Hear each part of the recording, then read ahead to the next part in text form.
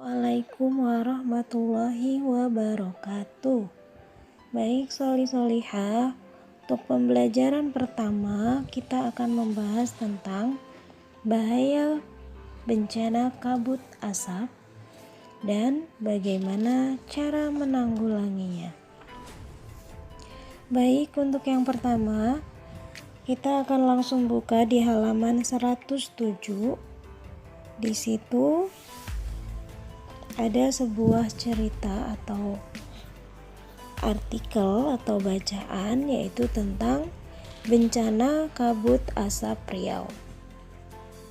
Nah, di sini antum bisa lihat bahwa kasus bencana kabut asap yang ekstrim yang melanda hampir seluruh wilayah Indonesia, terutama di Riau, itu terjadi karena kebakaran hutan pada tahun 2015, sehingga kemudian kabut asap tersebut tidak berhenti menyelimuti wilayah Riau.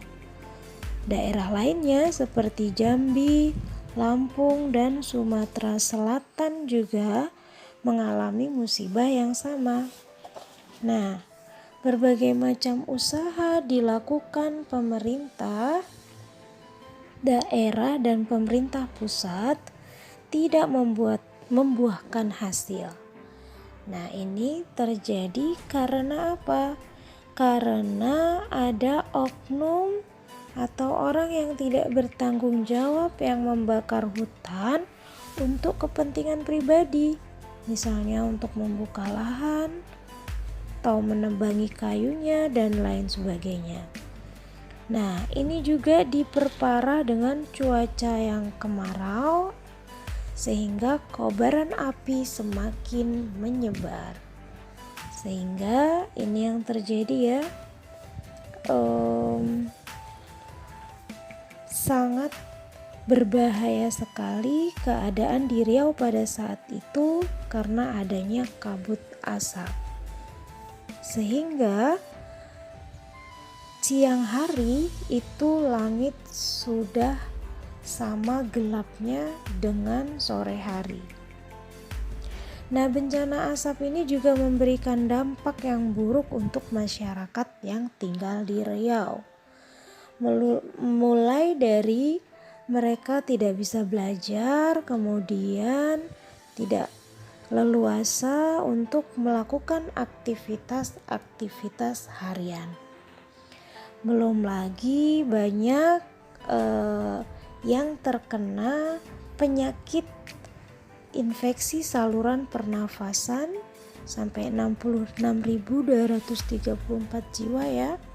Belum lagi juga terjadi infeksi kulit, asma, pneumonia, dan penyakit gangguan pernafasan lainnya. Nah, Presiden Joko Widodo di sini telah menyetujui untuk menerima bantuan 4 negara, yaitu Malaysia, Singapura, Jepang, dan Rusia, untuk mengirimkan kiriman bantuan berupa pesawat terbang yang memadamkan kebakaran hutan.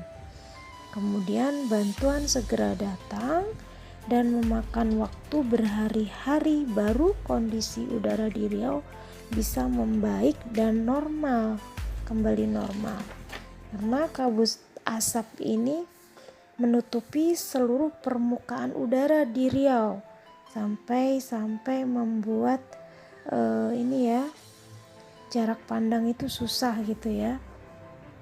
Selama 3 bulan baru kemudian mulai menghilang. Kemudian barulah cahaya matahari mulai menerangi langit di Riau dan jalanan kembali ramai, karena tadinya sepi, karena susah untuk berkendara itu, melihat jalan itu sulit gitu.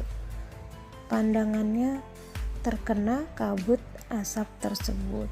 Alhamdulillah seluruh masyarakat Riau bersyukur atas berakhirnya bencana kabut asap, sehingga mereka bisa kembali melakukan aktivitas secara Seperti biasa, kembali bersekolah juga seperti biasa.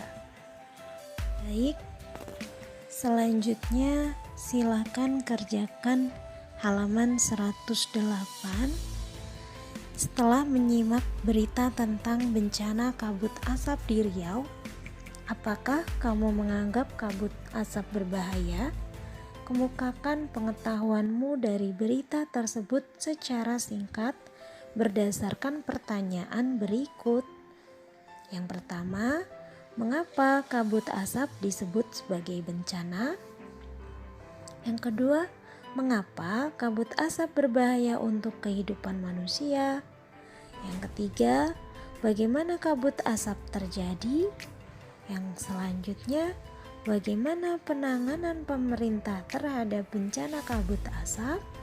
Dan yang kelima, apa yang harus dilakukan oleh pemerintah dan warga untuk mencegah bencana kabut asap?